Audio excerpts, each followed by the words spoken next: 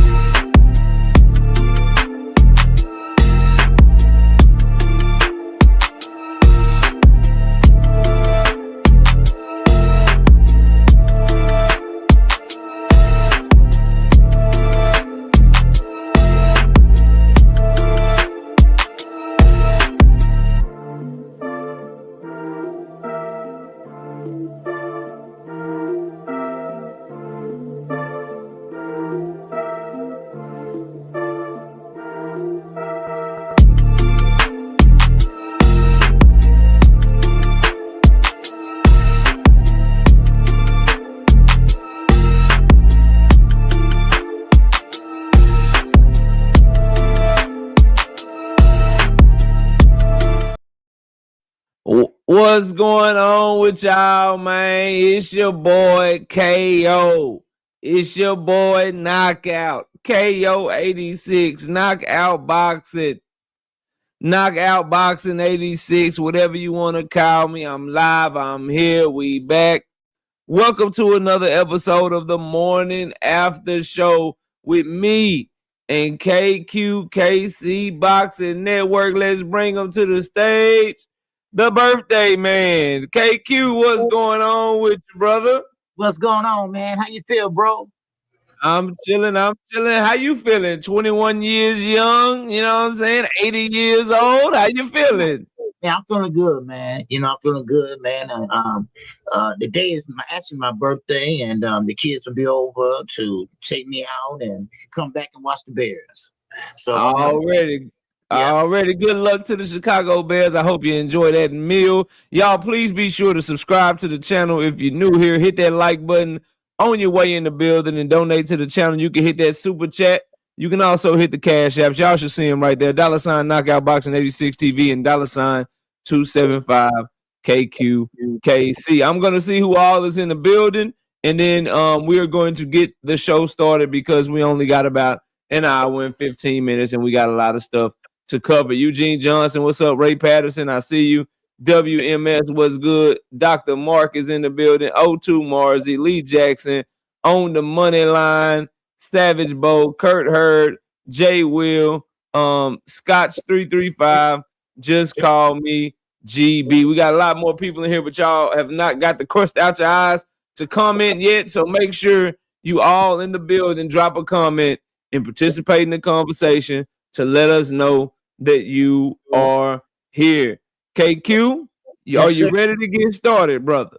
Yes, sir. First, I want to say thanks to Kurt Hurd for the cash out. I appreciate you, that brother. All right. Yes, sir. All right. Yes, sir. Yes, sir. Thank you for showing support to KQ, Kurt. We got Official Goblin in the building. 600 said in the building. What's up with y'all? We got Atheist Ghostbusters dropping the first super chat of the day with the 5-piece. No biscuit in the super chat. It says, KO, we got the ultimate proof that Vergil's lawsuit is not about wanting the Boots fight. His manager just offered to send Charlo a contract. Let's go ahead and start with one of your favorite fighters, Jermall Charlo. He called out Jaron Boots Ennis and Vergil Ortiz. Vergil is talking about sending Jermall Charlo a contract. What fight do you think is better for Jermall Charlo as he makes his return to boxing? Would you rather see him fight Vergil or would you rather see him fight Boots? Well, the better fighter is Boots and Jermall. Boots is a young lion at 154. Jermall is the old, undisputed lion at 154. But Vergil Ortiz, he needs to finish unfinished business. He needs to go ahead on and finish fighting Jaron Ennis. Now, I know we're going to talk about that in detail, but right now, Jermall, I think he should get the winner. That's how I look at it, because we're going to talk about it, but I'm looking at Jermall get the winner of Boots and Ortiz. Because right now, looking at Ortiz and what's been going on with that team, it's a lot of infighting going on. And one thing about it is, listen, Ortiz, you're not that valuable, okay? And I don't want to get into it right now. I know me and you would talk about it. But Yeah, Jermall, for sure. I think Jermall, the better fighter right now for Jermall is Vergil Ortiz, because, see, Jermall he hasn't fought in 3 years. And you don't go in there and fight a young man like Jaron Ennis that got the whole package. So, you might want to, walk lightly and go ahead and take the lesser competition. So that's what I think. I think you should go ahead and take hey, they both in Texas. They both, can do a great job. They both can sell in Texas. So go ahead, make it happen. Yeah, I ain't mad at none. You said, what's up, Multiverse Game and Tez, Boxing and Barbecue, D. Willie Thomas, Chris, Isaiah, what's up with all y'all? Swoosh Life, what's good? Y'all please hit the like button as you come in the building this morning. This may be an unpopular opinion, but I don't think Jermall Charlo should get in the ring with neither one of them. Oh. Because he been, like you said it towards the end of your comment, them boys been active. He been out the ring for 3 years. Mm-hmm. I don't know. Be out of the ring for 3 years and you want to come back to a Boots Ennis or a Vergil Ortiz. Them boys young, they hungry, they strong, they active, and you Jermall Charlo, not only have you been out of the ring 3 years, it's been about 4 or 5 years since you fought at 154 pounds. Yeah. Because your last fight in 2023 was in 168 pounds. And before that, you hadn't fought at 154 since like 2022, I believe it was. So you got 4 years that you ain't had to make the 154-pound limit. So how comfortably can you make weight now being out of the ring 4 years? So you got to worry about making weight, and then you're going to fight two of easily the top 5 fighters in that weight class? Nah, I don't know if he should be fighting either one of them, man. I hate to say it because I know he technically is still undisputed. He didn't lose his belt in the ring or stuff like that. But one of those fighters versus Mel right now could be a mismatch, man. It could be a mismatch. So I don't know if I don't want to see it, but if I got my pick, the more competitive fight will probably be Vergil, because I think Mel has dealt with pressure fighters before. He's boxed them well. He has a good idea on how to beat guys to just press him. But I think Boots Ennis is too complete and probably a little too fast and too he too much for Jermall Charlo. Probably even with Boots is so good. Probably even when Mel was in his prime, Boots might be way too much for him. So we'll see what Jermall Charlo does next and who he decides to fight. But he's getting his way back to boxing. I can't wait to see him back in the ring. Boxing is definitely more entertaining. It's definitely better when we got the Charlos in the fold. So I'm all the way with whatever Jermall tries to do. Do you got anything else on that? No, you're right. Just want to say this though. You're right. Because I forgot that he did go up to 168 and fought Canelo, and also at 154 when he went undisputed that year. So that has been some time ago. But one thing about Jermall Charlo, it's not a problem making weight with him. He always maintained his weight, maybe a couple pounds or so off, but that's the problem. But the problem is when you're at the ring, man, a couple years or more, that ring rust and things like that.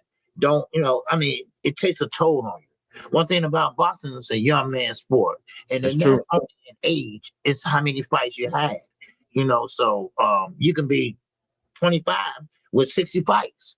So what right now I think Jermall better walk lightly.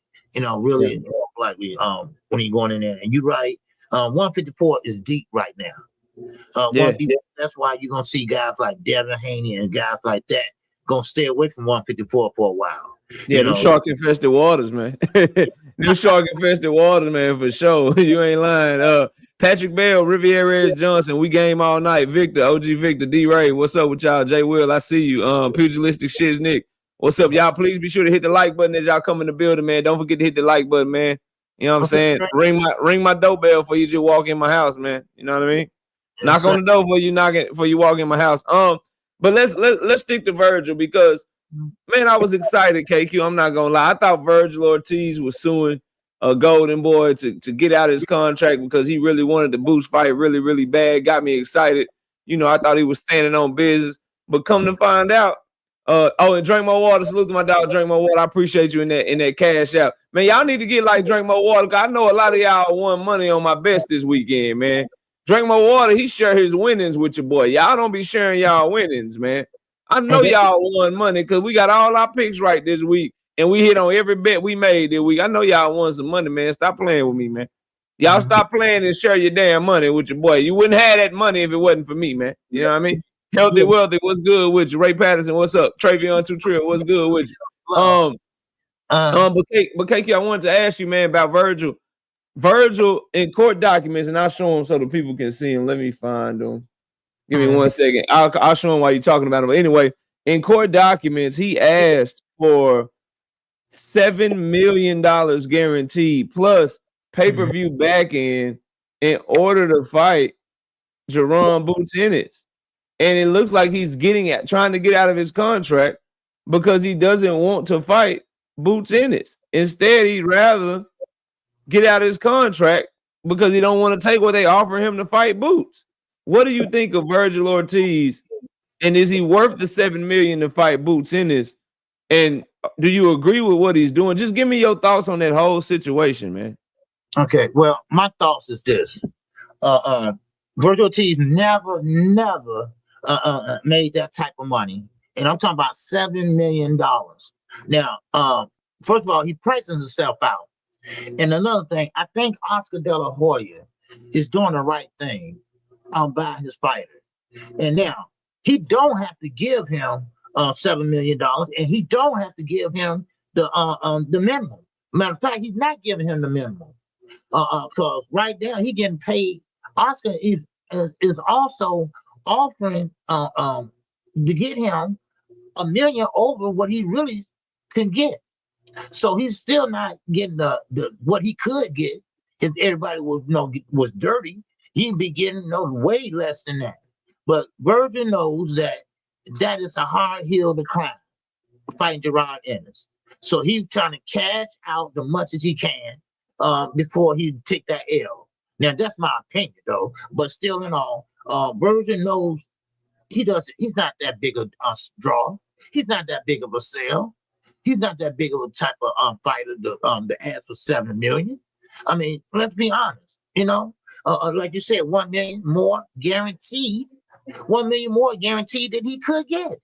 So listen, come on, Vergil. Look, I was rooting for you at first, man. But now, look like Oscar is trying to take the high road, and now you and your manager that's in the way is pretty much trying to price yourself out.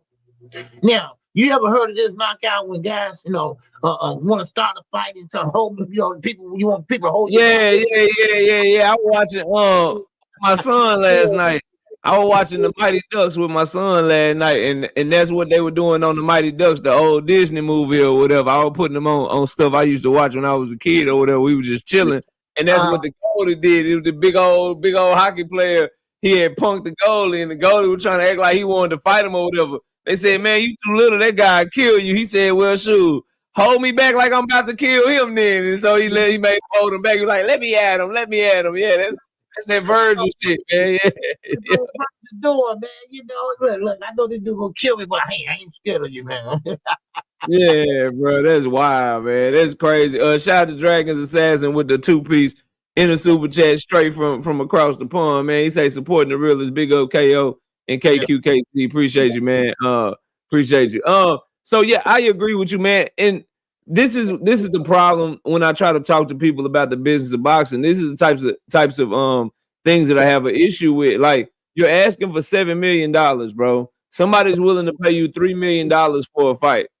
The last time that you headlined an event, Vergil did like a $400,000 live gate. So your promoters are already showing that they're willing to potentially lose money on you by overpaying you, but you want 3.5 times more in order to make a fight, bro. You scared. And people keep saying, "Oh, you get what you can negotiate. You can't tell a person what they worth." It's not me telling them what they worth necessarily. It's the fans telling them what they worth, because you can't sell. And you fighting on free TV, but when you get boots in front of you, you need $7 million. But if it was Erickson Lubin, I bet you didn't get $7 million. Of all the fighters that Vergil has signed to fight or fought in his career, he's not getting anywhere near that amount of money. So you're simultaneously saying you believe you can beat Jaron Boots Ennis. You're saying that you believe that you can that you're gonna knock him out, that you're the best in the world. But then when it comes time to prove it, you need a retirement check in order to just get in the ring with him, bro.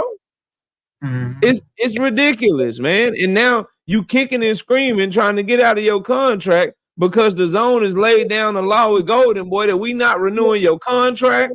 We not distributing your events no more unless you make this Jaron Ennis versus Vergil Ortiz fight. Mm-hmm. And Golden Boy has made you an offer. KQ, he's suing them because he's saying that that he can get out of his contract because they're blocking him from an economic opportunity while they're offering him an economic opportunity. Right. Now I'm about to say that is how you gonna sue me because I'm blocking you from an economic opportunity while I'm simultaneously offering you more money than you've ever made in your entire career? That's what I'm saying. He's never made $3 million for a fight, plus have had the potential to get some pay-per-view money. Think about that shit, bro. That's how bad this duck is. I'm gonna sue you to get out of my contract because you trying to make me fight Boots Ennis, and I'm gonna tell the courts that you blocking me from an opportunity while you also giving me an opportunity, bro. Vergil is ducking, man. He don't want no smoke. That boy, he want to fight your guy Jermall Charlo. He want to fight Earl Spence. He want to try to get names that seem more winnable to him, all the way up until he has to fight Jaron Boots Ennis, man. It's sad, bro. We not getting this fight, man. We will not get this fight, and it won't be because of Boots. It'll be because of Vergil, man. Yeah, you hit it right on the head. You're trying to fight guys like Earl Spence has been out the game for a minute. Jermall Charlo been out the game for a minute, but they are from Texas. Now, also in his mind, he's thinking, okay, Texas versus Texas, big Jerry Worlds fight, a big money, big pay-per-view. That ain't gonna happen. That's not big as he think it is. These guys have been inactive for a while. Yes, Earl, great guy, great fighter, but right now he hasn't been making no noise. And that's really not on him. I mean, he hadn't been in accidents. Jermall, he chose, to take a step away. He got that payday. He got that payday from Earl, Canelo Alvarez. So basically, listen, go ahead on, Vergil. You're young. You at 154, Boots. Hey, listen, win or lose, you went in there, you fought, and you fought a great competition. This Boots just a little bit better. That's all. But still you getting paid. Now, not only is they giving you an opportunity, they're giving you an opportunity to make more money than you ever made, and also on the back end. On the back end, you making money. So, man, it's a win-win for you. So, especially if you know you're gonna win the fight, you're gonna win the fight, right? Yeah. Well, yeah. Like, you're gonna win the fight, right? You Vergil. Like, come on, bro. This is my issue, man. In the turkey gobblers. The turkey gobblers. My bad, KQ. Go ahead. I'm sorry. I'm gonna just say this is the example I've been trying to say everything. These guys need to stop fighting, shut up, and fight.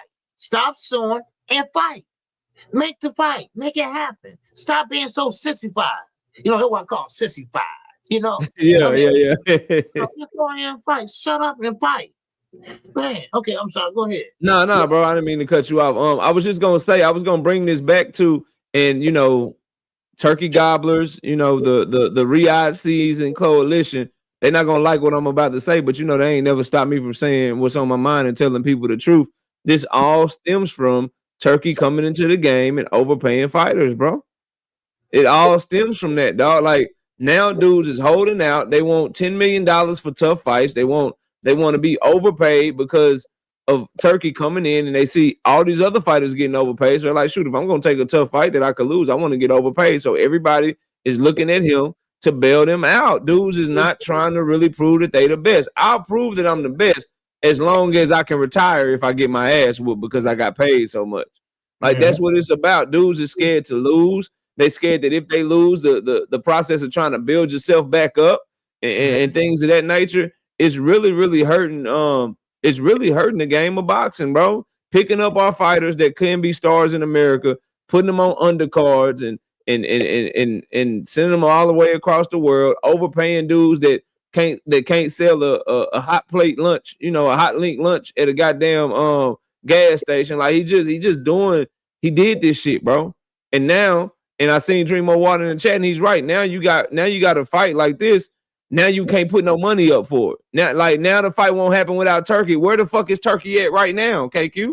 Yeah. Well, he supposedly, and this is why I remember all these narratives, right? He supposedly invested all this money in DAZN. He's supposedly the co-owner of DAZN, and he put $20 billion in DAZN or whatever the fuck he did, right? So where is he at in all this to put money up for this? Yeah, right. The money drying up now. Where is he at, bro? Right. The money is drying up now. And like I keep telling everybody, it's not Turkey money. It's Kingdom Saudi Arabia money. Yeah. And they putting a hold on all that now. Now, this is what happened. He got everybody spoiled or getting overpaid. And now everybody want to get overpaid. Everybody want to get more than they worth. And that's really hurting now, the sport of boxing. He did more harm than good. So I mean, yeah, I'll pay anybody. If I overpay someone twice more than they worth, of course I'm gonna make a fight. Of course that fight gonna get happened. Yeah. So I mean, it is what it is. So now everybody don't want to fight unless they get paid millions of dollars. So I mean, so hopefully, you can get back to regular or traditional boxing. So. But that's all I have on that. I'm not. Shout out to yeah, bro. I mean, you hit the nail on the head. Shout out to my dog Lee with the 10-piece in the Cash App. I appreciate. He says cook this week. I got you. Shout out to Kurt Hurd with the 5-piece in the Cash App. He says for the bet, I don't bet near as much as you. Thanks, yeah, bro. I'm kind of a degenerate gambler, Kurt. You know what I mean? I'm kind of locked in. There's a vice in mine, but KQ, Keyshawn Davis was exposed a little bit by Bernie the Boxer over on Mill City Boxing. I got a clip of what he said, and he's saying that Keyshawn Davis did indeed miss weight on purpose when it came to the Edwin De Los Santos. Now, I don't know why Keyshawn thought he was going to throw shots at Bud Crawford camp. I don't know why he thought he was going to talk bad about Bo Mack and just leave them high and dry and then put the blame on them, and they wasn't going to start firing shots back. So here's a shot that fired back at Keyshawn Davis from Bernie the Boxer. And this is what he had to say. It's only about 2 minutes long. I'm gonna let you listen to it, and if you could react to it, that'd be great, okay? Okay. Yeah, but like I said, I didn't see no signs of that. I don't think none of us could have seen no signs of that. In the preparing to the De Los Santos fight. I don't know that. Maybe in the fight before that, in the camp before that, the guys might have had to counsel about some things which I wasn't privy to and didn't hear anything about. But I know for the De Los Santos fight, I didn't see anything out of the ordinary for that fight, And like I said, he said he was drinking so much, that's why he couldn't make the weight. And I never even heard that he drunk. I never seen him take a drink. I never heard that he drank or nothing. And to drink every day during a training camp the way we put him in is crazy. I don't know how he was able to sustain himself, for that time. And if I'm being honest, he wasn't 4 pounds overweight at first. He wasn't. So, well, that's news.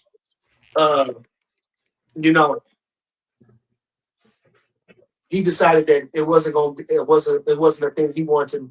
He decided he wasn't going to make the weight. So I don't know what that was a decision on him. Like I said, he basically said that. He couldn't make the weight. He said in other interviews, he said, I couldn't make the weight. He said that even when he was after the De Los Santos fight. He said it, I just didn't want to do it. So it was based on him. He didn't want to make the weight. But whether he blamed it on drinking, whether he blamed it on the mental aspect of things, he just didn't want to make the weight. All right, KQ. You heard Bomac and them side of it. What's your thought? Keyshawn full of shit. Listen, it's just a duck to me. He just didn't want to fight him, or he saw something that in De Los Santos that he probably couldn't. It wouldn't have been a good fight for him. Okay, let me put it that way. And of course, where he went when he left there. And I mean, friendship ain't that much important for you to leave a camp like that and go over to Shakur Stevenson camp.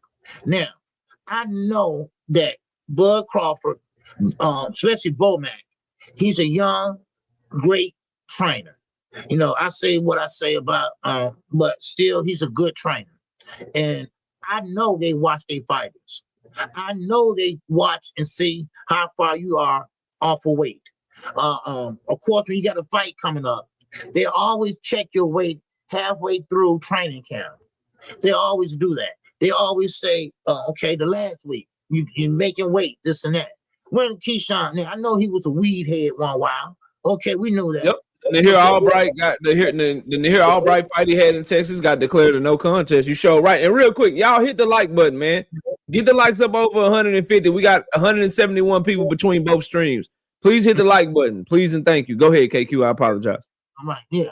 All right, yeah. Hit the like button for knockout. Now, but still in all, so Keyshawn, listen, don't be blaming they camp, and I'm not a big Bud Crawford fan, but still they do things by the book over there that I know of, especially for their fighters, in their mind they want to win. In their mind they want to be the best, and I doubt very seriously, they didn't know Keyshawn was not going to make weight. Now, don't sit there and try to blame them or whoever. It's on you, dude. It was on you. Now, but see, also, he thought he was going to have an advantage also because he thought Sampson was going to go ahead on with the fight and maybe take some money like Devin Haney did or whatever. But it didn't go that way. Sampson, no, ain't no fight. Fight is off. No. Now, De Los Santos, he didn't like that because he wanted. Yeah, he fired Sampson. He said, "What the hell?" yeah, I want to win. But so it backfired on him, and now he's over there with Shakur Stevenson and his grandfather. And I'm gonna tell you, Wally Moses, great trainer, had Keyshawn since day one, but he's not a trainer where he trained. He had Shakur. He had Shakur since day one. I think you meant. I mean, Shakur for day one. Yeah. No, go ahead. Yeah, and he's not a trainer that trained 3 or 4 guys, like that.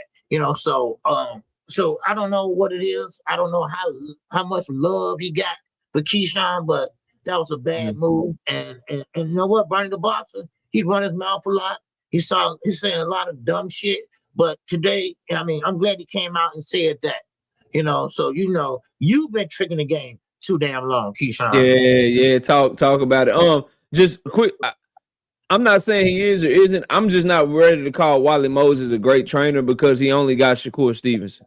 Right. I need to see you train other people before I can put that on you because a lot of times, you got guys where they're great with that one person and that one person makes the trainer's whole career, but they can't do anything with anybody else. So I want to see him train more people for. I'll call him a great trainer, but he has done a great job with his grandson nonetheless. What I will say about Keyshawn though, I kind of believe Bernie on this, bro, because when you look at and it's not because of nothing Bernie said, but if you look at that camp, all the fighters that they had from Steven Nelson to Jamel Herring when he was working with him, to Maurice Hooker when he was working with him, to Terrence Crawford himself, Lester Martinez, Steven Nelson, all those guys, They make weight in that gym, bro. Yeah. They make weight in that gym. They have world champions. They have top level contenders, and they make the contracted weight on a consistent basis. And if anybody has missed weight, they don't be missing weight by 4 pounds, bro. So not necessarily because of nothing Bernie said, but just because of Bo Mac and that camp over there from B&B Boxing, they fighters make weight, fam. They fighters make weight. So I believe you on this. And then the alarming thing is you were so scary that Bernie, if you listen to him, KQ, he said the man was on weight and then he went back and missed weight on purpose. So I guess he just started eating tacos and hamburgers and shit the day before the weigh-in so that he could miss weight on purpose. According to what Bernie said, bro. He was on weight the night before, and then you just gained weight. I mean, you were eating something you shouldn't have been eating. Yeah, that's crazy, bro. He didn't want no smoke with Edwin De Los Santos, man. None whatsoever. He missed that weight on purpose. Furthermore, he was planning to do that. I gotta say that he was shook of Abdullah Mason too. I know a lot of y'all gonna say, "Oh, KO, you just an Abdullah fan. You this, you that, whatever." He started getting on that stage writing checks to his mouth that he knew he was gonna have to cash, and that boy found a way out of that division, man. While still saying he's gonna knock out Tank Davis, who's still in the division that you just missed weight and left. So I'm not buying what Keyshawn is selling right now. And I think if you're a diehard Keyshawn Davis fan, I'm not saying I'm picking him to lose, but somebody like Jermaine Ortiz, you better hope your boy is locked in, man. You better hope he is all the way locked in on that, because Jermaine Ortiz is a very good fighter. A very good fighter. And he coming to upset the apple cart. Keyshawn Davis, he done had Lomachenko and Timalifu in front of him. Keyshawn Davis not about to get in front of Jermaine Ortiz, and Jermaine Ortiz about to be overwhelmed with the level of talent that Keyshawn Davis got when he shared the ring with guys like that, bro. So y'all go ahead and keep on believing this Keyshawn hype, but Bernie the Boxer kind of exposed him a little bit. So we'll see how that goes. Do you got anything else on that, KQ? Yeah, let me just say this. Gary Antoine Russell, he said that he shared the ring with all these guys, and especially Jermaine Ortiz. He said, and I quote on Mill City, you go out and check out the interview, that Jermaine Ortiz is very talented. He's very smart-minded in the ring. And one thing about it is, he quoted Floyd Mayweather, and I forgot to quote what it was, but he said Jermaine Ortiz is like that. And Jermaine Ortiz always came to the top, but never got over the hill. You know, and one thing about it, in the amateurs, he was quick lightning, and he see him he got better at the pros. And you know, and like you said, he fought just about everybody, and the amateurs and the pros. So Gary Antoine believes that Keyshawn got his hands full. Yeah, he got his hands full. You young, you immature, you coming off of missing weight. We all know you weak-minded. You fighting people because they beat your brother in a boxing match. We know how you get down, bro. I'm like, he better be dominant early, because if Jermaine Ortiz makes it tough on him early, starts running up a couple of rounds, Keyshawn can't cut off the ring, can't get to where you want to get to. He having problem with the footwork and shit, and Ortiz is popping that head back with a counter punch here and there, making it look like he winning around and schooling Keyshawn. Keyshawn fuck around and implode. Fuck around, try to bite his ear off, try to slam dunk his ass. Like, Keyshawn is like that, bro. He'll lose his mind. Then you got a new trainer in your corner too that you ain't never worked with before. It's a lot of shit that I'm looking at to see. But if Keyshawn is the talent that all his fans swear he is, he should be able to pass this test. I just can't wait to watch it. I think it's a good fight. Speaking of that fight card, KQ, let's move to the lack of promotion for this Shakur Stevenson Timalifu fight. They just finally, I was one of the diehard Shakur fans that come by the channel. His name is Rich. He sent me a email. They just now finally started promoting the fight on the Madison Square Garden board like a couple of days ago, and we're like a week and a half away from the fight. So they just now started promoting this fight. We haven't seen any build up whatsoever in terms of media content coming out of the zone, coming out of the ring, coming out of nothing. what is going on, bro? Why are they not promoting this fight? This fight is supposed to be one of the biggest fights of the year. It's supposed to be the fight to move boxing forward from Gervonta Davis and make Shakur Stevenson the face of boxing if he's gonna win this fight. But they're not promoting it like that, man. What do you think of the promotion so far of the Shakur Stevenson and T.O. fight? Well, I thought Eddie, I thought the zone would promote it better than what they're doing. And I think everybody always looking at Turkey. Everybody always looking at Turkey for him to bail them out. And now everybody look like they lost now. Everybody look like they don't know how to put a fight together. I mean, you got T.O. begging for a teaser or something to get the people excited about the fight. But also, you have to look at who's fighting. Now, they're trying to build up Shakur Stevenson to be that next face of boxing. They're trying to replace Tank Davis with Shakur Stevenson. We see that play. We see it going on right now. But still, they're not really the people. I'm talking about the fans. Of course, we have to admit, he's very talented as far as defensive. But, of course, he's not a fan-friendly. He don't have a fan-friendly style. And then also, T.O. has said some things in the past that don't rock with a lot of people. And that's another thing. That what makes these two guys not so popular, but it is a great fight. It's a great fight, and I like the fight. But still in all, you got to think about the things you say and how you fight. And it's not attractive to a lot of people, but still in all, the money part. The zone, of course, Turkey bailed them out. Now, Turkey don't want to deal with it.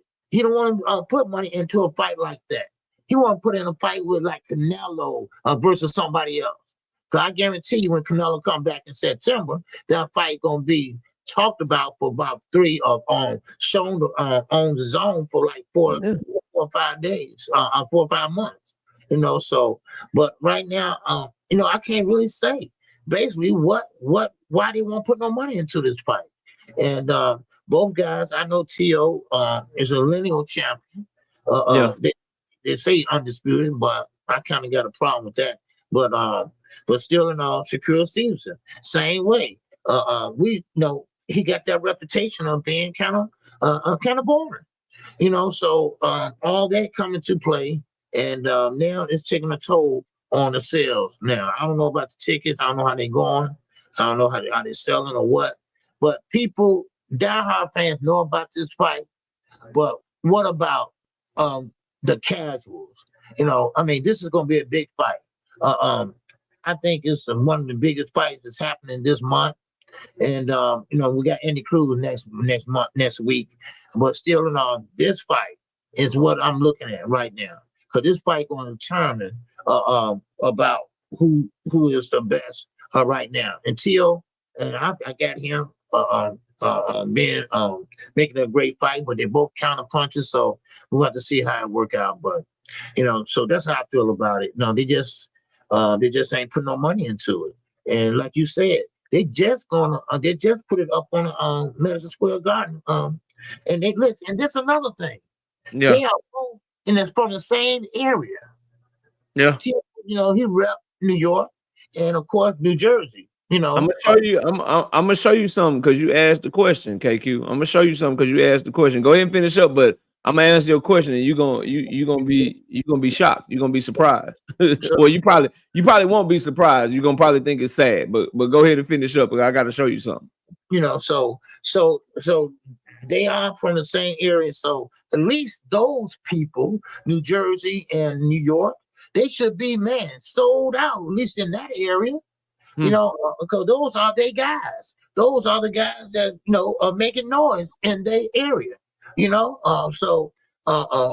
Except for Edgar Belango over in New York, but still, but that I'm very surprised. Now, this is what happens, and this is how things look when Turkey is not overpaying everybody. This is how it look when Eddie Hearn is charged of fighters like Shakur and Boots Ennis. This is how it goes. But this ain't Conor Ben.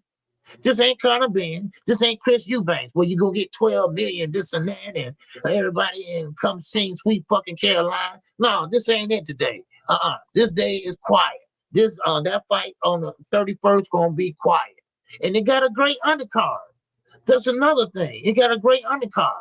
Still not making no noise. Yeah. So I don't get it. I don't get it. So, bro, they got so many tickets available for this fight. And I'm not talking about just in the nosebleeds. I'm talking about like in the second 200 section.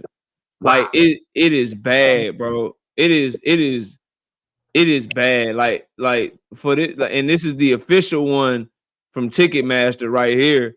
If just even in the 200, like people have bought the nosebleeds because they don't want to buy, or these nosebleeds probably haven't even been made available yet because they having trouble selling these. Huh? What's the blues? What the blue means? That's what's available. So it's 100 tickets in this area. It's 100 tickets in this area. 54, 60, 39, 53, 98, 59 available.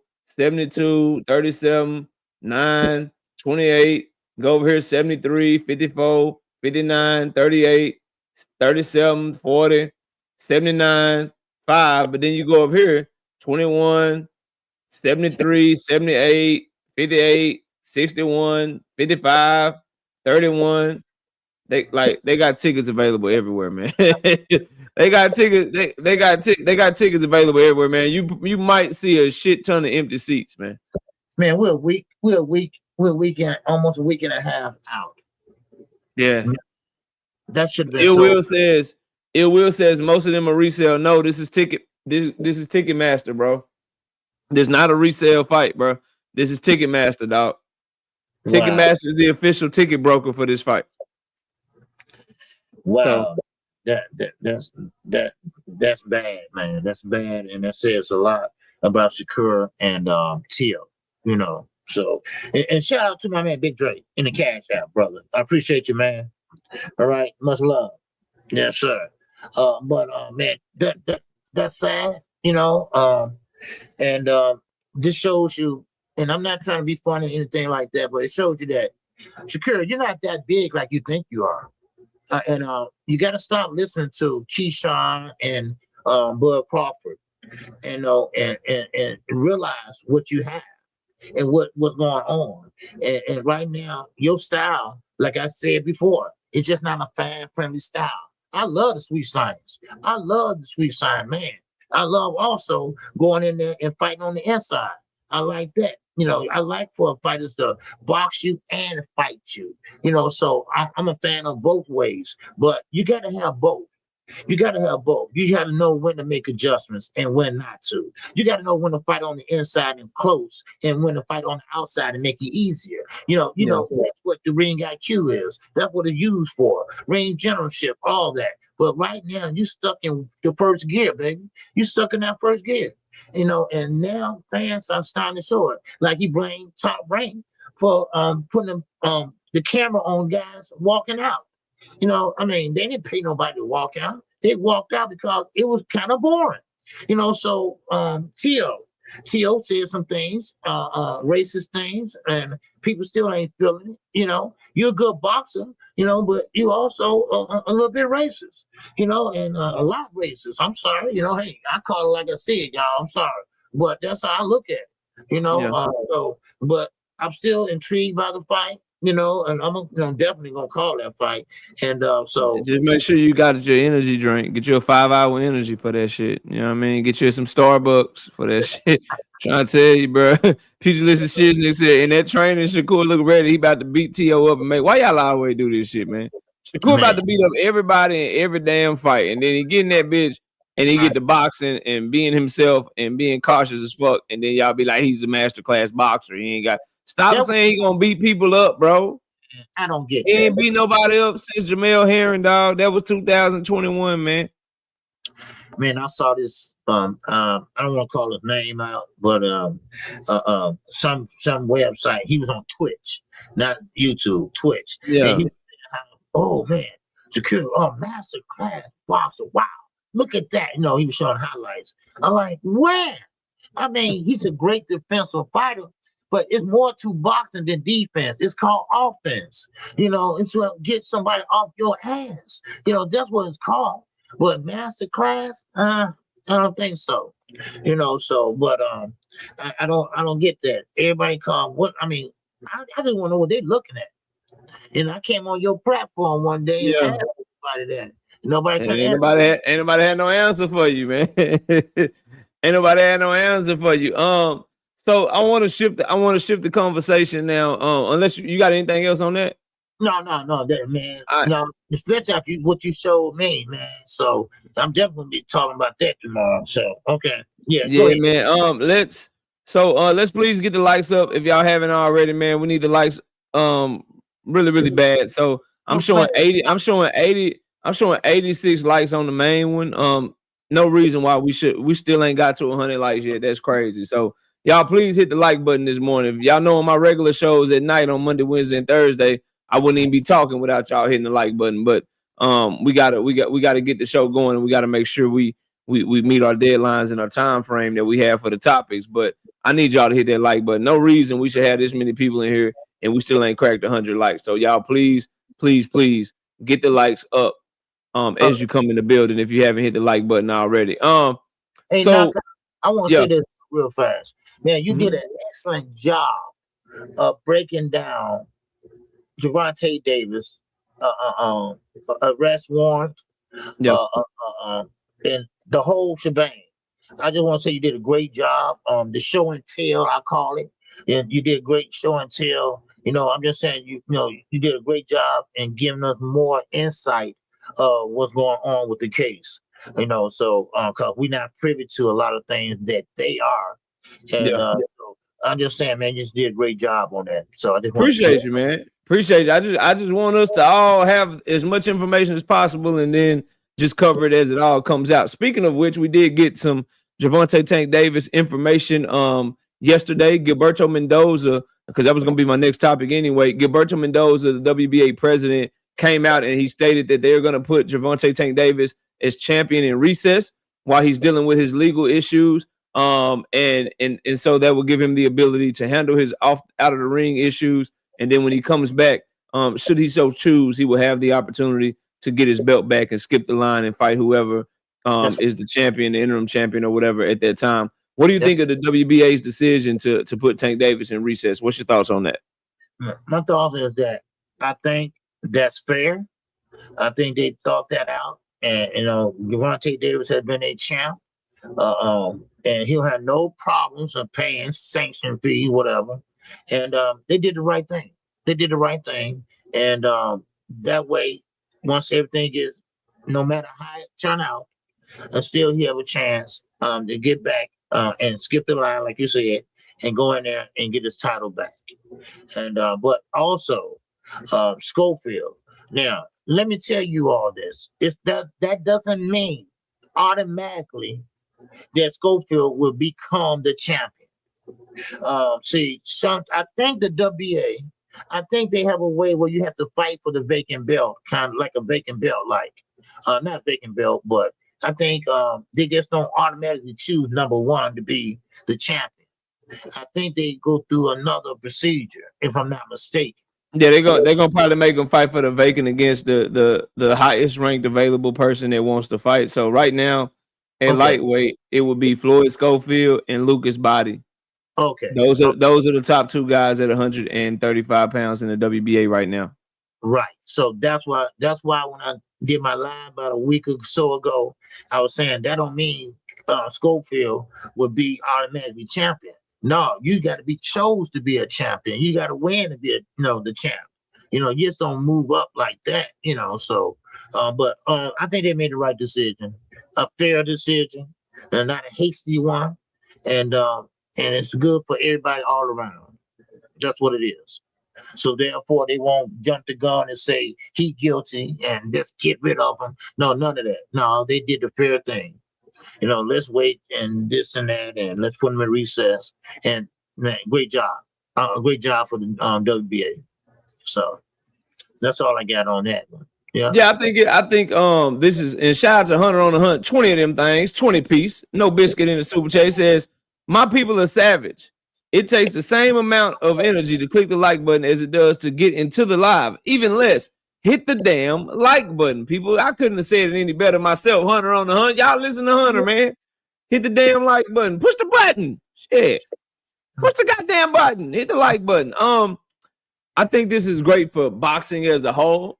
I think it's the right decision for Gervonta Tank Davis. I think everybody wins with this decision, bro, because number one, the division can move forward. And you're allowed to still have another champion. People are able to fight for the belts. You know, people can unify, do whatever, while Tank Davis is handling his out of the ring issue. Now, he could only be gone for a month or two. The trial could take a long time. He could lose and have to sit down for a little bit. He could lose and get some sort of diversion program or probation. We just don't know what's going to happen. And because of that uncertainty, it makes sense to me to do this, specifically when this is not the first time. Like, Gervonta Davis has had like 4 things in the past year that the WBA has waited on to see what happens. Well, they can't wait no more, bro. Like the first time with his baby mama, okay, they waited. You don't know if he's guilty or not. I was behind that. I understood that. He just defended his belt 4 months before that. And then he ends up getting off. And so you made the right decision to allow him to keep the belt. He's about to fight Jermall Roach. The whole arrest postpones that fight. And then you have an opportunity to either fight Jermall Roach or fight Jake Paul. You choose Jake Paul in the exhibition, they still allow you to keep your belt. The Jake Paul fight gets canceled. You end up because of a civil lawsuit, they still let you keep your belt. Then you're about to come back. You're talking about coming back. Everybody's reporting that you're coming back. Who is he gonna fight? And then the civil suit turns into a criminal case. And then now they can't just let you keep your belt again, bro. You gotta like that's like 3 or 4 times they waited to see what was happening with you, and they're still doing right by Tank Davis, in my opinion. They're still waiting to see what happens because they could just outright strip him. Right. They could just outright strip him and say, you know what, we stripping your belt. Good luck to you. Whatever you do when you get back is what you do when you get back. But they're putting him in recess, which is the same thing that happened to Devin Haney at 135 pounds in the WBC. The same thing they did with your guy, Jermall Charlo, in the WBA right now. And the same thing they did with Manny Pacquiao in 2019 in the WBA. It gives you the opportunity to maintain your elite status, maintain your status as champion, and have the opportunity to come back and fight for your belt if you want to fight for that same belt and get your belt back when you return to the sport of boxing. So I ain't got no problem with it, bro. I think it's the right decision for everybody involved. Now, I know some haters are gonna be like, man, they should have just stripped him outright. Why would they name him in recess? You know how that shit goes. You know, they just wanna kick him while he down, and they want the worst possible scenario to be true for him. But I think the WBA made the right decision in this instance, and I ain't got no problem with it, man. None whatsoever. You know what I mean? Right. Now, I don't think someone asked that question. Do you think he's gonna come back to 135 when he returns to boxing? If he returns to boxing, but me personally, I think he might try to fight at 140. That depends. But he been out for a while. Well, he did fight last year in March. Yeah, he fought in March. Yeah. So I mean, he hadn't been out that long, you know. So he might still be at 135 though. You know? I think it's not a matter of if he coming back. It's a matter of when. The only way he won't come back if something tragic happens where they convict him and he got to do like 5 to 10 or something, which I don't see happening with the charges that he got against him. That's the only way he won't come back. But I definitely think he's coming back because we got to think about it, KQ.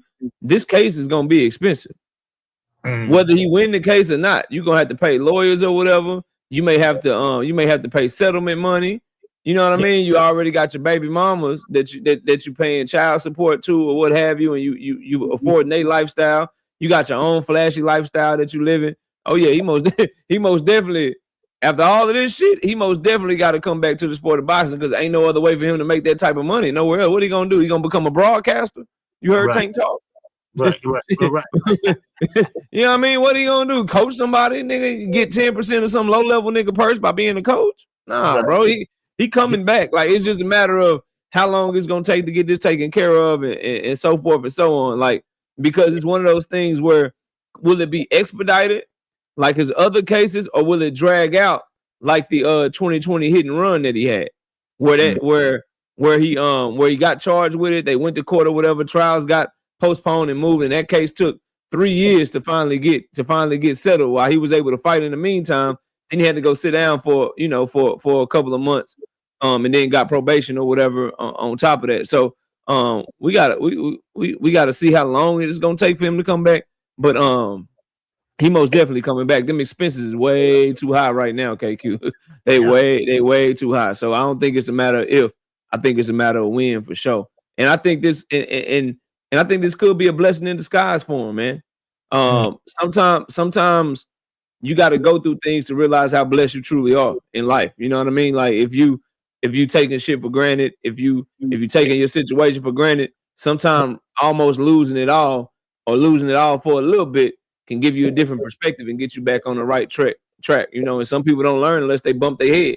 You know, we both got kids, man. We got multiple kids. Some of them, they listen to you and they do what you tell them to do and they heed your warning. Then some of them got to go out there and bump their damn head, and then they come back. Oh, Dad, you was right. Yeah, you should have listened to me. You know what I mean? So it could always, as long as you take it as a way to learn, shit could always be a blessing in disguise for you. But do you got anything else on that? No. Like I said, I think the WBA made the right decision, and hopefully, things will turn out okay. So yeah, that's about it. Yes, sir. Now I wanted to also talk to you about just this overall thing with Golden Boy that we kind of touched on it with Vergil Ortiz.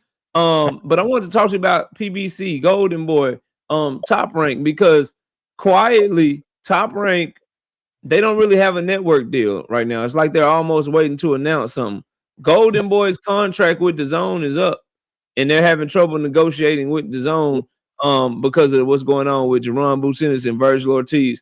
Do you see a world where Premier Boxing Champions, Golden Boy, and Top Rank all come together? Is there something brewing behind the scenes? Anything, any insight or anything you can give us on what might be going on with those three companies in particular? Because where there's smoke, there's fire, and it's awfully quiet around the next move for those three companies in particular. Yes, I do. No, I've been hearing from different sources, okay, and Golden Boy, PBC, Amazon Prime, they are working on a deal. Now, this is not carved in stone. This is allegedly, okay. They are working on a deal to bring boxing to Netflix, because Netflix wants to get into more boxing, real boxing. Jake Paul, I think he ran his course with exhibitions, and they want to get into real boxing, real sports. And they are pretty much, as Oscar already told you all, him and Al Heyman have made up. Okay, so this is what I'm hearing. So they might be. Now, I haven't heard anything about Top Rank, but I know they said Amazon Prime, PDC, Al Heyman, PDC, Golden Boy, Oscar De La Hoya, and Netflix. Okay, they're supposed to be working on a deal to bring boxing to Netflix.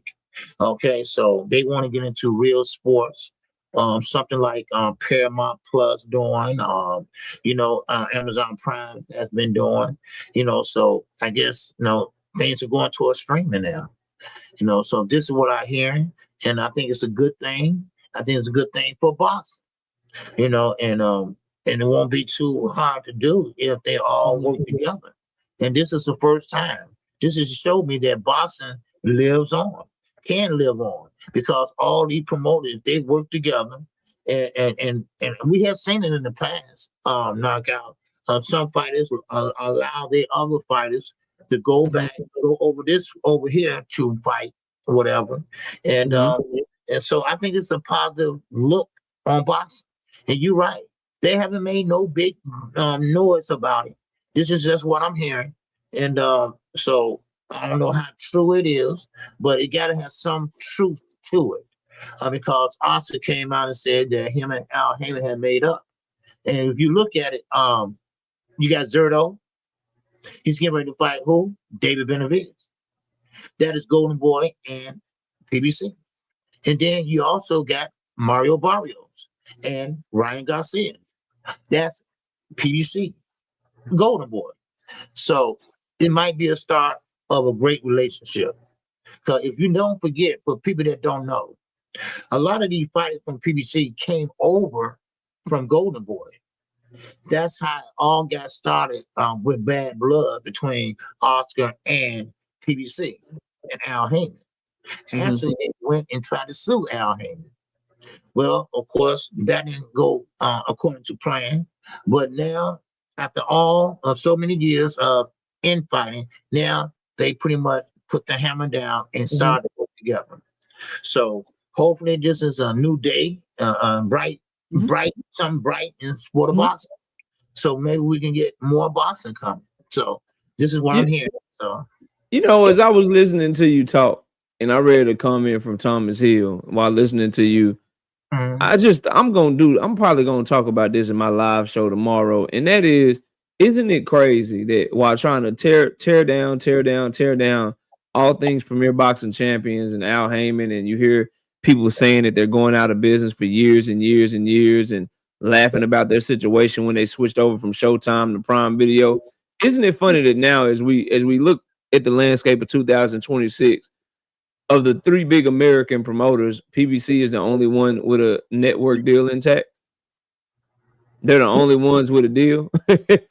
Top Rank don't have a deal right now. Golden Boy don't have a deal right now. Top Rank fighting on Facebook and Tubi. Golden Boy got their network about to kick their ass out because they can't make one fucking fight. But all these years, bro, of PBC going out of business, they ain't got no money. They ain't doing shit. Right. Like, it's just wild, bro. It's absolutely wild. When you lie on people all the time and you push false narratives, shit always tends to come back. So I just really hope that Top Rank and Golden Boy look at the lay of the land and realize that y'all might as well just come over there to with Premier Boxing Champions so they can show you how to survive in this landscape and y'all can make some real fights. Golden Boy don't really move me, KQ, because they got who? Zerto. They got I don't even know if they got Zerto no more, but they got Vergil, they got Ryan, they got Williams and Opetaia, they got Floyd Schofield, and not shit else. You know what I mean? They don't really have shit. But the stables, to me, that I'm more like, they could let Golden Boy burn for all I care, to be honest with you. But the stables that I really want to see together is what Top Rank has to offer and what Premier Boxing Champions has to offer. That those two coming together in some form or fashion of fighting on the same network like back in the HBO days, I think that gives us so many great matchups, so many great opportunities. They both have the top like kind of prospects and top kind of younger fighters in boxing, and they got the best, biggest name champions. They could all get it cracking and come together and fight. So I really, really, really want to see that happen now. So yeah, I just find it funny, man, that Top Rank and Golden Boy is on the Outstate Network deal, ran out in 2025. They card that they just had could be their last card, is what I'm being told, over on the Zone. So we'll see what happens for them. And then you have Top Rank over there on Tubi, and they just looking crazy right now. Like, when's their next card? What is Xander Zayas fighting on, bro? Man, you know what? What is he fighting on, bro? Like, real talk, what is Xander Zayas gonna be fighting on, man? like what is he on Facebook? Where is he at, bro? I don't know. I just saw the other day. So I didn't get a chance to see where you fighting at, but probably Tubi, you know. But yeah, they need an amazing deal going down. And remember, Bob Aaron's not calling the shots anymore. He still has the face of Top Rank, but Todd DeBow is really running Top Rank now. So, and the Zone is just a platform. The Zone is just a platform. All right. It's not the zone has deals with Matchroom right now, and they got some Riyadh season shit going on. They about to kick Golden Boy out. Golden Boy can't get their deal secured with them. Top Rank doesn't have a DAZN deal. I don't know if they're gonna go over to DAZN. We know PBC don't have a DAZN deal, so DAZN ain't got shit to offer but Matchroom right now, and they got some Riyadh season shit. And they host like the ring cards that Turkey's putting on or whatever. And we don't know how much longer the ring cards are gonna go on with the Zuffa boxing being on Paramount Plus, which leads me to the thing I did want to talk about. Jai Opetaia signed to Zuffa boxing, so we're gonna really see what happens with this Zuffa boxing model versus the original model, because Jai Opetaia by far is their best signee, but he's also the IBF and lineal champion. So is he going to drop those belts to fight only Zuffa fights? Is Dana White going to go outside of his normal model and be willing to let Jai Opetaia fight fighters that are not signed to Zuffa in order to make big fights? What does this mean for the landscape that Jai Opetaia is going over to Zuffa boxing? It means a lot because they don't do cross promotion. At least that's what they say they don't.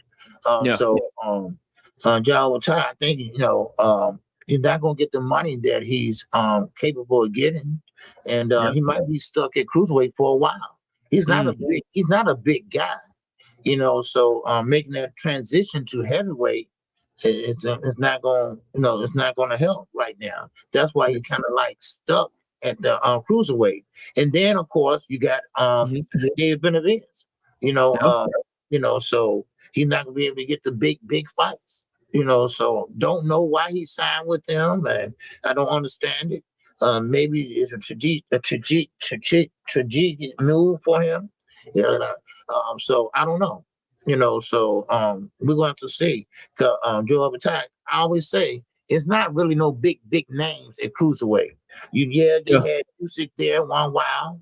You had Badu Jack for a minute there making noise. Then you got Opetaia, and that's it. Basically, cruiserweight is like a bus stop waiting to go to heavyweight.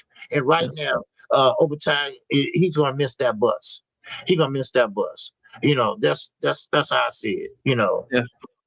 But that's all I have on that. But I also want to touch on the Brian Norman situation. I got you. Yeah, we'll go on that. What I want to say about that situation, what I'm looking at is, would Jai Opetaia get stripped?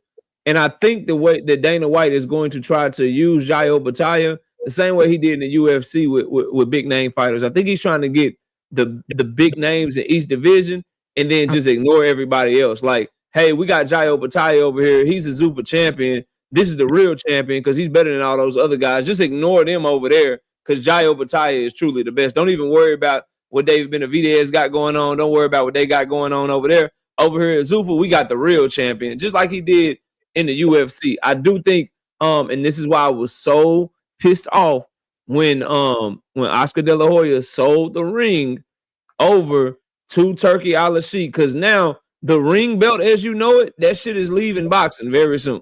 Oh, yeah. Until Zuffa fails, the ring belt, that shit leaving boxing. And they're going to use all that ring history, all the shit through the years to try to act like they ring champion is the best. So when Callum Walsh becomes the 160-pound ring fucking champion, and they try to act like Callum Walsh is better than every other middleweight because Turki owned the ring belt and shit, y'all just remember, I told y'all that shit. That's what the hell I believe is going to happen, because that's what Dana White said. He said, we gonna do this shit, and we're going to build our fighters up, and then we're going to have them fighting for the ring belt. And then they're going to act like that ring belt is the only belt that matters, while they ignoring all the fighters that they know is better than the fighters that they got on their roster. So they're going to be like, yo, forget about Jaron Boots Ennis. Callum Walsh is the real champion because he got the ring belt. Y'all watch. Y'all watch that shit happen. So that's what I think is going to happen, bro. I think Jai Opetaia, I don't know if I like the decision or dislike or dislike it, because I don't know how much money he's getting, but I definitely know he just put his hands in the career of he put his career in the hands of a startup company that may not make it out the blocks, and he could end up never getting fights, being a what if, and fighting for a belt that's not going to exist 10 to 15 years from now, and that's the Zuffa belt. If Zuffa does fail, so he's taking a huge gamble by doing that shit. But hey, he's loyal to Turki Al-Sheikh, so that's what he decided to do, man. He let Turki play with him, so Turki gonna go over there, and then he gonna swear. He gonna be swearing that people ducking him, and he won't fights, and won't nobody fight him. And we all know Zuffa's not going outside they goddamn comfort zone. And Jai Opetaia is your main attraction. I love me some Jai Opetaia, KQ, but that nigga ain't finna move the needle and get people to buy fights and get Paramount Plus memberships and shit like that. Like, boy, you ain't. You were fighting in Australia and Riyadh, Saudi Arabia in the middle of the afternoon. Boy, people didn't care about your ass, man. Right. You know what I mean? And people better remember Paramount, and I'm gonna leave it here. Paramount Plus is an American company, bro. Paramount Plus is based here in America. They are looking to sell product here to Americans, bro. Right. They're not based in Australia. They're not based in Saudi Arabia. They want to do good here. And so when that shit starts struggling and they looking around, Zuffa boxing be the first motherfuckers get cut if they don't act right and do good. So that's all I got to say on that, man. What did you want to talk about with Brian Norman Jr., man? Oh no, I was just saying. I just wanted to touch on that. Of course, you know that he doesn't have his father anymore. He made a decision to go with another trainer, and which I think is a mature decision for him. He's a young man, and he noticed that he needed a change. Now, I know a lot of fighters on father and son teams that they are kind of like scared in a way to tell their father, step to the side and let me, learn a little bit more from this more experienced trainer. Yeah. Brian Norman Jr., I have to give him credit because he had to say, look, Dad, look, this ain't working. Or, and I like that. I like what he did. Now, of course, his father didn't respond. He responded like I thought he would, and he didn't like it. He don't want to be second to no one when it comes to his son. And his son, right now, I see him working out with Derrick James. Yeah. And so, who can be better than Derrick James? A young, former fighter of the trainer of the year that's pretty much trained just about everybody, especially a unified champion like Earl Spence. So I think Brian Norman showed maturity because he's not that old and he's a young man and he's not waiting to his career at the end to change trainers. Yeah, he trying to find the answer right the fuck now. He looking for the answer right now. Like, Daddy, you forgot you didn't know what round it was in round 2. Shit, I gotta go. You telling me go knock his ass out? He ain't got nothing for me after one round, nigga. I gotta find some other shit. So I think that's great, man. Cause some, us fathers, us, our sons, they're not scared of us, but you know what I mean. You don't want them to be scared of you, but they want you want them to respect you. And he respects his father, but also in the same thing, he's a grown ass man, and this is his livelihood. And I know damn for sure Brian Norman Sr., his life is better since his son been boxing. So he should honor that. He should respect that. And that's all I'm saying. Instead he's trying to make, like somebody said in the chat, instead he's taking time trying to make a rematch with Greg Hackett. He's going on interviews trying to explain how he trained really good in the fight. I'm talking about he breaking down round by round, KQ, how he didn't make a mistake, how he told Brian Norman Jr. the right thing, how he didn't get outclassed, bro. He's just embarrassed and he's just making it worse, man. He's showing that the fears of you making this too much about you and not about your son, they were real. He really was one of these dudes living vicariously through his son because his son is everything as a fighter that Brian Norman Sr. wishes that he was. See, you was just a journeyman level fighter. You was a journeyman. Your son was a world champion and has a bright future ahead of him. You wanted to be that. And so you trained him to be what you wanted. Now, luckily, your dream did become his dream, and that's what he wants too. But now he got to look out for himself. And I don't give a damn what you think about Derrick James, bro. I don't care what you think about him. He's a huge fucking upgrade from motherfucking from Brian Norman Sr. Yeah. I don't care what you say. You could say you don't like the way his fighter fights. You think all his fighters fight the same and they're robotic. I've heard the criticism of Derrick James. I hear you. But you know what he is? He's a better trainer than Brian Norman Sr. He can do a lot better in the corner. He can do a lot better training Brian Norman Jr. than Brian Norman Sr. did. And for you to be mad and not want to be in your son's corner, which is being reported, or for you not to want to play second fiddle and still support your son, I think that's some nasty work, man. Yeah. I think that is diabolical, and I think that is trash that anyone would be moving like that and doing that shit. But I do think it's a really good decision for Brian Norman Jr. And I think he'll have a lot more fans now because I think a lot of the turnoff for Brian Norman Jr. really had to stem from his daddy. I don't think the young man did nothing wrong or said nothing out the way or was out here capping or out here being unlikable. I think all of the disdain or whatever was really for his daddy, bro, and not him, to be honest with you.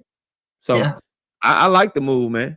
Yeah, me too. I think it shows a lot of maturity, for a young, How old is Brian? About 20, 21? I think he's 23.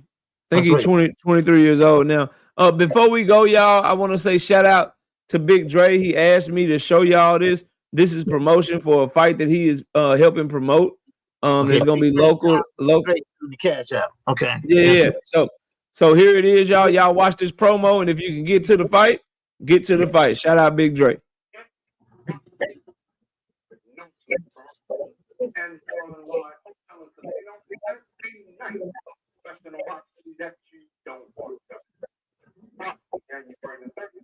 Maryland Live Hotel and Casino in Hanover, Maryland. Headlining in the main event, Brian Flores versus Darling Castillo. And in the co-main, Suleiman Segawa versus Radical Castillo. Also featuring some of your favorite DMV fights. Scarborough, Jordan White, Elijah Forrest, Ben Johnson, Trayvon Marshall, Jordan Roach, Jeffrey Hughes, Dwayne Holmes, and Irvin Fuller. One night, one ring, no excuse. So don't think, don't blink. Get your tickets now. So when the bell rings, you'll be there. Tickets are available at the Live Hotel and Casino box office and online at LXS.com. There y'all go. Y'all go check out that fight. It's in Maryland, Hanover, Maryland. Zach B. You got somebody out of B&B boxing on there too. Yeah, man. Jordan White is a good fighter. Sterling Castillo is a good fighter. Fire, man. Y'all go check them out, man. Shout out to my dog Big Dre. KQ, let everybody know when you're gonna go live again, man, and what your schedule is this week. Okay, my schedule this week is I'll be live tomorrow, same time, 11 o'clock a.m. Central Standard Time. Then I'll be live again Wednesday, Thursday, Friday, fight call Saturday, and of course after the morning show Sunday. There you go. Already, man. Shout out to everybody in the building. I appreciate y'all. Happy birthday to KQKC. And I'll be live Monday, Wednesday, and Thursday night at 7:30 this week, talking about the hottest topics in boxing. I will see y'all all very, very soon. Everybody have a great rest of your weekend and have a safe week out there going to work or whatever. And we'll talk to y'all soon. Peace, y'all. Peace. All right.